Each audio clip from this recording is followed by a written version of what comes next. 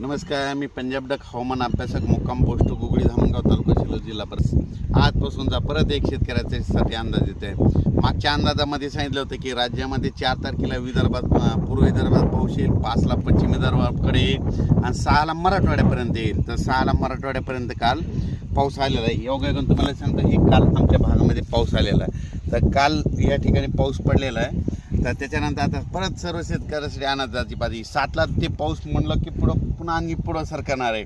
म्हणजे मराठवाडा, पश्चिम महाराष्ट्र, उत्तर महाराष्ट्राकडे जाणार आहे हे अंदाज सांगितला होता.